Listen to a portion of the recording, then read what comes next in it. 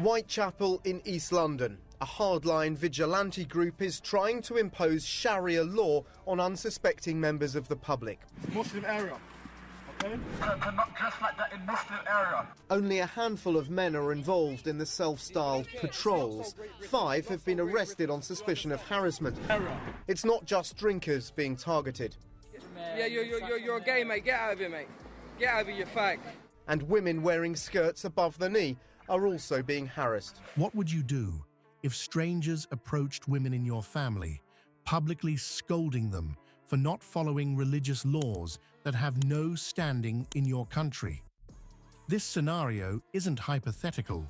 It's happening right now across Britain, where men are confronting women for breaking Sharia law while walking freely in their own country. The most alarming aspect isn't just these individual confrontations, but what they represent. Communities so detached from British society that they feel entitled to impose their religious rules on others. These incidents didn't emerge overnight. They're the culmination of decades of policies that we need to examine honestly. For 30 years, Britain has been conducting a massive social experiment with its immigration policies, and the results are now becoming impossible to ignore. The footage of men aggressively confronting British women didn't materialize from nowhere. These attitudes developed gradually within isolated pockets of society that function almost entirely separate from mainstream British life. These men claim they're simply tackling drunken behaviour where alcohol's already banned from the streets, but they do share many of the same hardline beliefs. On a Friday night in East London, activists with a group called Britain First took to the streets for what they call a Christian patrol. A new right-wing group has begun its own patrols, and it is targeting Muslims with prejudice. Look back to the 1990s, when British policies began heavily emphasizing multiculturalism.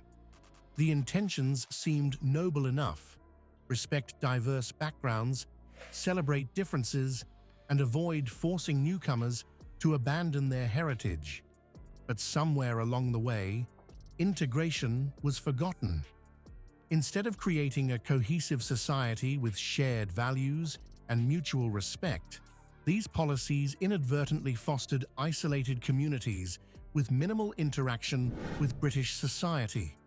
What began as cultural appreciation has morphed into something far more concerning. In certain neighborhoods across Britain, parallel societies now exist, where residents live under entirely different value systems.